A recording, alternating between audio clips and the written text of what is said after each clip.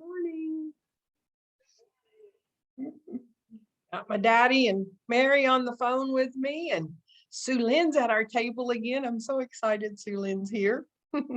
I turned the camera on her, but she might not come back. So and Donna and Tom, and so happy to see everybody. Debbie's on with us. Hi, Debbie and Donna. Good morning, Donna. Good morning, everybody. This March the 8th. Can you believe it's already March the 8th? We're on day 67. Hi, Jan. Good morning. Hi, Cindy. I saw you went live, Cindy, just as I was getting ready to step in the shower this morning. Hi, Debbie. There's our other Debbie. I love our Debbies and our Donnas, our Shirleys and Ritas, and I love all of you guys. I don't ever mean to leave anybody out. So excited when you guys are on. There's Lori. Lori's on with us again, Daddy. He said, hi, Lori. I don't know what you guys can hear and what you're not able to hear. He said he wished he was here so he could kick your butt. There's Eileen. I saw Eileen's not going to get to come to our leadership retreat. Doggone it. Hi, Samantha. She's my sunshine. There's Lori. Hi, Lori. There's our other Lori. March the 8th of 2022. Oh my goodness. We are midway through Numbers. Golly, the last few days readings has had detail after detail after detail. I think those details show us that God loves to organize. It definitely shows us to what degree he likes to organize. It definitely shows us how he values order. But again, stop and think about it. Whether it was over 1 million, over 2 million, I've heard lots of different comments about how they figure how many people Moses was leading at any given time. I don't think there's any doubt. Everybody knows it was more than 1 million. I've heard as much as 3 million. Depends on how many women and children there were, quite frankly. There's Mick Skuvanek. Good morning. Good morning. Good morning. Is today the day, Mick? We've got you on our prayer list. Leaving, believing. You know, God just points out lots and lots of details to us. It is a terrific Tuesday, Lynn. That's right. Yep, today's the day, Mick says. Okay, we got you on the prayer list. We're praying and believing, sending healing thoughts your way. Joy Sue's on with us. There's Karen. You remember meeting me the first time, Samantha? I don't remember our first meeting. I don't think.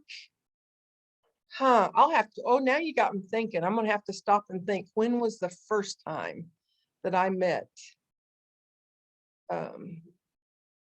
Oh, and Lynn, I'm up here reaching up to see what Lynn's rest of her comments were. It went by so fast. Terrific Tuesday with love and hugs to you, prayer warriors. Thank you, Lynn. Oh my goodness. One of the things I absolutely love about this whole format, I guess, is how much encouragement we get from each other. Just to know that, you know, our good friend Mick is going to undergo a procedure on his eye today. And we've got literally hundreds of people praying faith-filled prayers for him, simply because we're on here this morning. I mean, to tell you. And then last night we had 18 people here total. I know because I had to count the cups. To learn about deliverance and inner healing, and just, I'm telling you, God's up to something. And then to open up my Bible today on March the 8th, Numbers chapter 10 and chapter 11 today, and read these details and, you know, look at what I highlighted from years past to what I highlighted different today and what God's speaking to me about it. I just have this sense about me that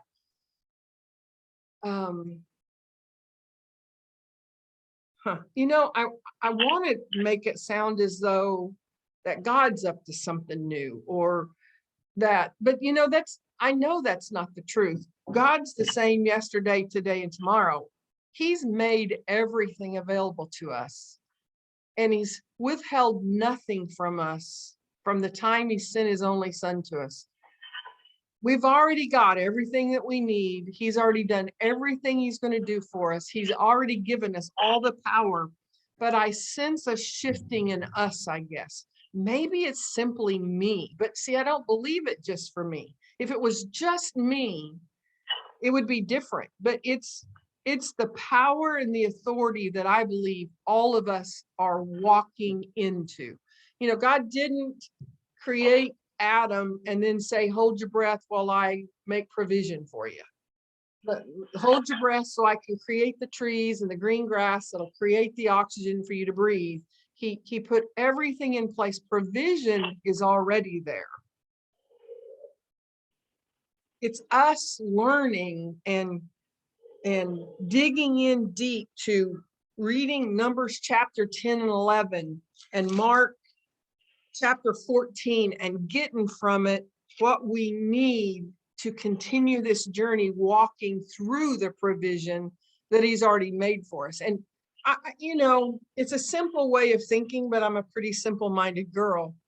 I believe with all of my heart I'm going to get to heaven, and whether it's Michael or what's our other, Gabriel, or it's St. Peter, or I don't know, maybe it'll be Eve.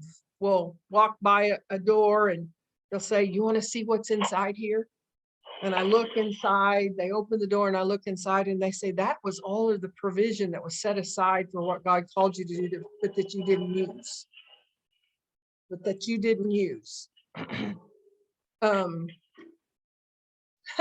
I know I don't get it all, but I want to get it all, and I want more and more and more. And of everything I do in life, I want to encourage every one of you to want more. I want to encourage you to read more. I want you to get the enthusiasm that I have, and even more so, and then turn it back around and encourage me. I see that happen in my life all the time. Every one of you that's within the sound of my voice, at some point in time, you've encouraged me in ways that you don't even know you've encouraged me. And we just keep that cycle going and going and going. And I just have this sense that we are finally taking steps into that provision. And see, it's just that the provision is what enables us to fulfill what God created us to do to begin with. It's not about the provision, it's about the purpose. But in order to fulfill the purpose, we've got to have the provision. My sister spoke a long, long time ago. Preparation, order, and provision.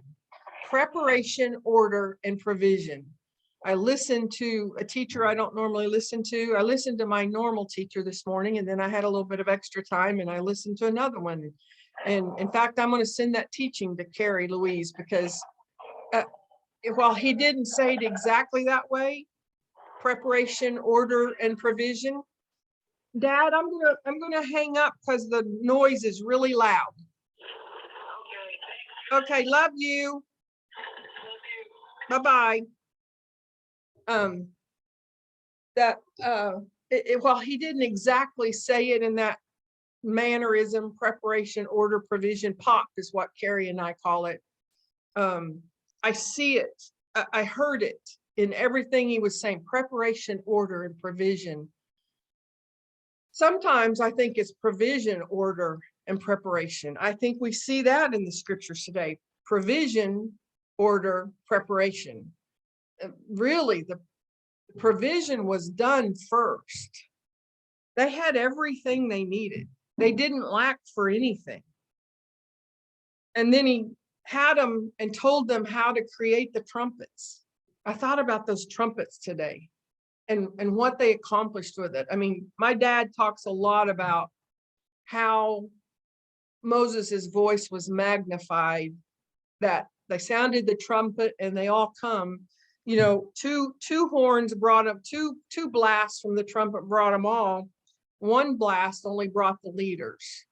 And just to get the sound of a trumpet to go through 1 million, 2 million, 3 million people is not easy to do. But then to speak, and they heard him. They didn't have megaphones. They didn't have amplifiers.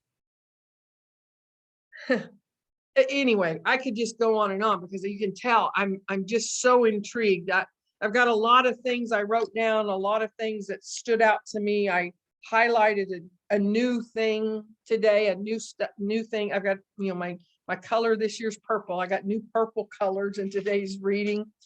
It has to do with that order that God is showing us. There is a divine order. We can say we don't like it all we want to.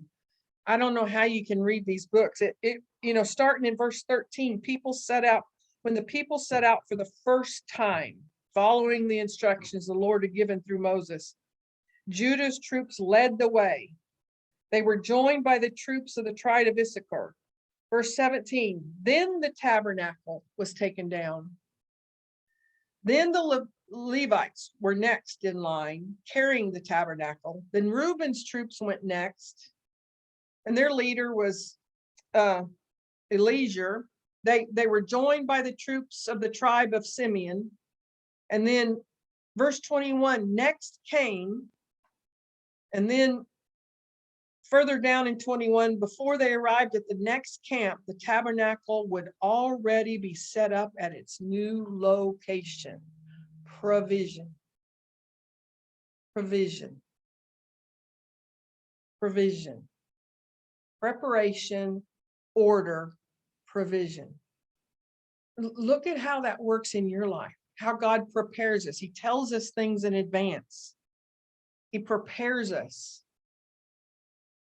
And then we follow his instructions, and his instructions always has order to it. And then verse 25, Dan's troops went last. Verse 28, this was the order in which the Israelites marched, division by division. Division by division. You can tell her that Elizabeth wants her with her.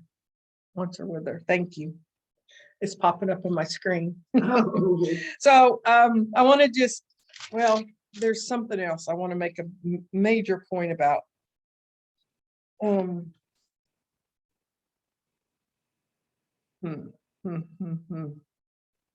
Well, I'll get to it. I'll come back. Order. Here I'm talking about order. Wanting to get out of order. If Debbie was here, she would not let me get out of order. Some of the notes that I've written down, I wrote down what I saw about that divine order, and I wrote down that I saw blessings inside of that divine order. The divine order of God first, our husbands, our spouses next, above the children, God's divine order, and then the children.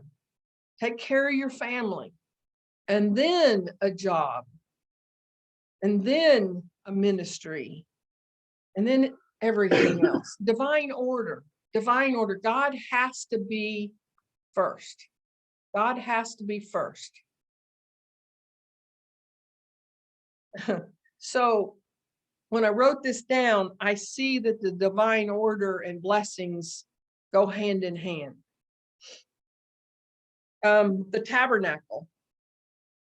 Everything was centered around the tabernacle, God's presence. Remember how we read earlier that he placed certain troops to the south, tribes to the south, to the east, to the west. Everything was aligned up around his tabernacle. Earlier we read that the furniture inside that tabernacle was actually placed in the form of a cross. So many details. The cloud, God's presence in the cloud, the pillar of fire, daytime, nighttime, divine order. Moses, a mighty leader. The trumpet was a major form of communication. And then God went before them. Oh my goodness, I could talk all day long about that one topic, that God went before them. Do you know how many times in here he tells us that he goes before us? There's times that he tells us he sends the angels before us, that he fights our battles for us. Why do we spend so much time and energy in battles of worry and stress and anxiety, when he tells us over and over again that he will fight the battles for us if we allow him? But here's the deal: if we insist on fighting it in our mind, allowing the battle in our mind, if we insist on allowing those thoughts in our mind to prevail, he just lets that, he'll just let us. He'll let us fight the battles, but he promises us that he'll go before us. The manna, that manna, represents the word of God, represents the physical presence of God with us, represents his body. Take, eat of this bread, drink of my blood. The manna, like small coriander seeds, pale yellow in color, like gum resin. They ground it by hand and then they boiled it. It tasted like pastries baked in olive oil. And it came down from heaven. It rained down every morning from heaven. There's so much in all of this. I mean, think about that. Think about the physical description, but think about the physical way God rains down from heaven his bread for us. I mean, when I read this symbolically, it's raining down from heaven for me, and it's bringing me nourishment and sustenance. The truth is, it's coming up from inside of us because he lives inside of us. You guys have heard me say it so many times, such a revelation for me that I'm not having to look to heaven for things. I'm not having to look to heaven because everything I need is right here in front of me, inside of me. Every single person had a job. My dad, before I punched the button, he was visiting this morning. He was wound up about today's Bible reading. He's on a trip, happened to go to Oxford this morning. Is the reason the noise got so loud. But he went on and on about how everyone had a job, that God ensured that out of that 1 to 3 million people, they didn't have any idle time. And we talked about this morning, idle time is the devil's playground. Everybody had a job. Everybody had a job. How much idle time do you have? It's in the idle time that your thoughts get away from you. And then I wrote down what has impacted me so much about these readings. So much about these readings. Chapter 11, verse 1, soon the people began to complain. I mean, this is after, as you read these words and you see how they went in order, the tabernacle went first. They had the tribe of Reuben was at the rear, guarding them from behind. I mean, God had them covered in front of them. He had them covered beside them. He had them covered behind them. As they moved on each day, the cloud of the Lord hovered over them. I'm back in chapter 10, verse 34. And whenever the ark set out, Moses would shout, "Arise, O Lord, and let your enemies be scattered. Let them flee before you." Every morning for 40 years. That's what he said. And when the ark was set down, he would say, "Return, O Lord, to the countless thousands of Israel." That leads to chapter 11, verse 1. Soon the people began to complain. And then it's over here, verse 20, chapter 11, verse 20, when they're complaining over the manna. They want the food. They want meat. And they're insistent on it. So the grumbling and mumbling and complaining continued on. And verse 20 says, oh, you'll eat it for a whole month until you gag and are sick of it. And then this statement here is the one that got me. I've got so many colors. I've got 1, 2, 3, 4, 5, 6 colors all around this next sentence. For you have rejected the Lord. For you have rejected the Lord who is here among you, and you have whined to him, saying, why did we ever leave Egypt? Our grumbling and complaining is rejecting God. When we murmur and complain, we're rejecting God. And that brings it to a whole new perspective. It's a rejection of God. Wow. And then our man Moses, God's man Moses, he doubted. Just finally got so much for him. That in verse 23, but Moses responded to the Lord, there's 600,000 foot soldiers here with me, and yet you say I will give them meat for a whole month. I mean, the gall and the audacity and the boldness of Moses to come back at God and say, there's 600,000 of them here, God. And you say you'll give them enough meat for a month? Even if we butchered all of our flocks and herds, would that satisfy them? Even if we caught all the fish in the sea, would that be enough? Then the Lord said to Moses, has my arm lost its power? Now you will see whether or not my word comes true. Talk about relationship. Talk about an intimacy. I don't have it down pat yet, but I'm at a place in my life I try not to use that tone of voice or say those kind of words even to my husband. When I murmur and I complain, I'm rejecting God. I've got that written down 3 different places in 3 different colors. Structure, order. This was in 2021. Structure, order, murmuring and complaining is rejection of God. In bright orange in 2019, when we whine and complain, we're rejecting the Lord. In pink, I've got a whole list of things about grumbles, hardships, crave good things of a foreign land. These are the things I saw as I read. I read about the hardships, the things they saw as hardships. And I have no doubt that it was hard. I mean, I can't imagine. There was no motorized vehicles to load that tabernacle up on. They carried it on their backs.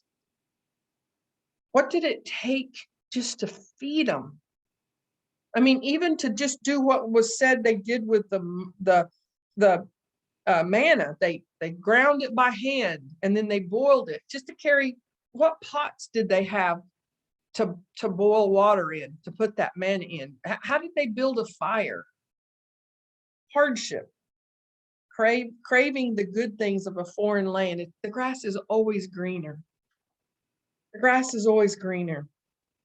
And then they compared what they had to what they used to have. So they compared their current conditions to what they used to have. They went back and said, well, at least we, and they had all kinds of things they said about being back in slavery, remembering that these people had never known freedom. 400 years of slavery and bondage. Their imaginations, all they could think about was meat. How they used their imagination.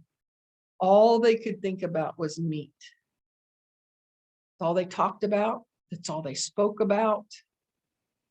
It's what they complained about. What are you using your imagination for? Moses' complaint, the people are a burden. How am I to carry them? Whining and grumbling is a rejection of God. Third place I wrote it down. Mm, mm, mm. You're just quite a story today. Quite a story today. But it speaks to me so spiritually. It speaks to me about my own life, about how much do I long for the way things used to be? I mean, how much do I long for a younger time in my life, a slimmer time in my life?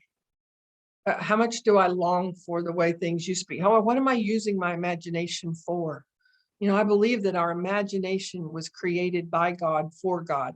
I believe that our imagination is where faith is birthed, that we use our sanctified imagination to create what God has for us.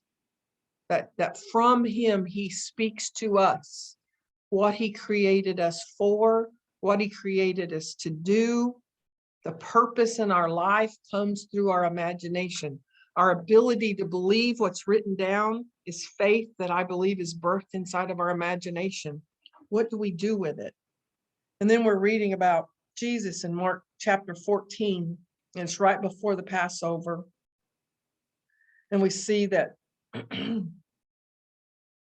one of the people that Jesus had healed of leprosy, another way of thinking about that is a man that he delivered of his sins, that he delivered him of the disease that the sin has brought into his life, that he purified him. And while he was eating with him, a woman came in with a beautiful alabaster jar of expensive perfume made from the essence of nard, and she broke open the jar and poured the perfume over his head. Today, for some reason, as I read this, I realized, and this is not the chronological Bible, so reading this Bible in this one-year Bible like this is not chronologically sound, but I do believe this flows, that it went right from the woman opening up the expensive jar of perfume and pouring it on Jesus, immediately to Judas deciding to go and sell his loyalty against Jesus for 30 pieces of silver. I today all of a sudden wondered if Judas, who was all about the money, his idol was money, he was stealing from him, the Bible tells us, but Jesus still had him in charge of the money. Isn't that something? Jesus knew he was stealing from him.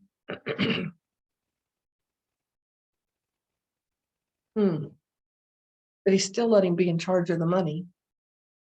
See, Jesus wasn't the least bit bothered by what was being stolen from him, because he had revelation knowledge of the provision that was available to him.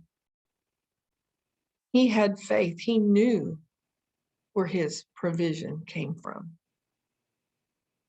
It didn't come from that bag of money where they kept the coins that Judas was so skilled at skimming off the top of. But isn't it interesting that we go directly from the story about the expensive perfume? And I could just envision Judas watching this and Jesus rebuking them, scolded them when they questioned her wasting that expensive perfume, and then him deciding to go and betray Jesus. He's not going to be the gold provider I thought he was. He's not going to have this great big worldwide ministry I thought he was going to have, where I could steal lots of money. And the truth is, they all thought he was going to set up a kingdom. He was going to be the next king. And Judas thought he was going to benefit from position. You with me? It's not what I thought it was.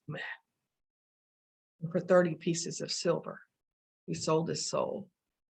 But right here, something really stuck out at me. I'll start reading in verse 6. But Jesus replied, "Leave her alone. Why criticize her for doing such a good thing to me? You will always have the poor among you, and you can help them whenever you want to, but you'll not always have me. And then here it is. This is what I've got 3 colors underlined. She has done what she could. She has done what she could. There are those of you sitting back and you watch me talk about having a ministry. You watch me talk about having a business that God created, that I work every day for him, that we had Bible study last night. You guys sat back and say, yeah, but I don't have anything. I don't know what to do. I don't know what my purpose is. I don't know what my ministry is. What am I supposed to be doing? She has done what she could. It might be a phone call today that somebody needs to hear your voice. It might be a post on Facebook that instead of spreading propaganda and hate, that we use Facebook for a ministry to love on people. It could be that you cook a meal for somebody. It could be that you rake up the leaves in somebody's yard. She does what she could. She did what she could, and it was recognized. He went against the grain. He stood up against what the general consensus was against this woman and said what she did was good. I mean, do we just go with the crowd? Would we have condemned her? That's what Judas was saying. That's what they were saying. Do we stand up against the crowd? What do we stand for? In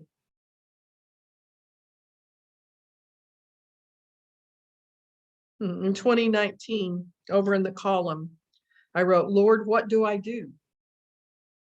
Mark 14:8. Do what you can. Do what you can. Yes, Lord. Yes. Today I'll do what I can.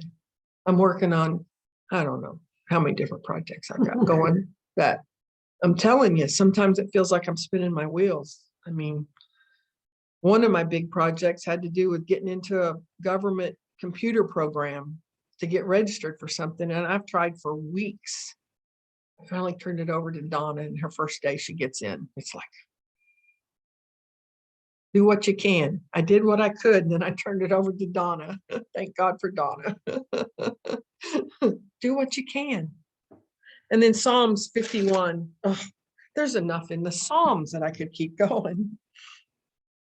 So verse 6, but you desire honesty from the womb, teaching me wisdom even there. God's teaching us wisdom in the womb. W-O-M-B. God teaches us wisdom from the womb. Verse 8, oh, give me back my joy again. There's those of you that need to pray that prayer. There's those of you that need to pray this psalm, Psalms 51. Give me back my joy again. Verse 10, create in me a clean heart, O God. Renew a loyal spirit in me. It's written down. I mean, it was prevalent enough that God knew that we would need the words written down to say, pray and give me joy back again. Pray. And he's telling us to pray these things to him. Created me a clean heart. He knew that we would have times that we've messed up so bad that we know we can't fix it. Create in me a clean heart, O God. Renew a loyal spirit within me. Verse 16, you do not desire a sacrifice, or I would offer one. He doesn't want you beating yourself up. He doesn't want you to punish yourself. He just wants you to come to him and to give yourself to him. You do not want a burnt offering. The sacrifice you desire is a broken spirit. You will not reject a broken and repentant heart, O God.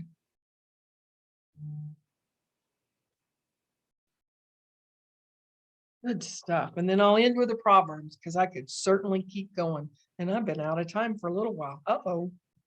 Proverbs 10:31 and 32. The mouth of the godly person gives wise advice. The lips of the godly speak helpful words.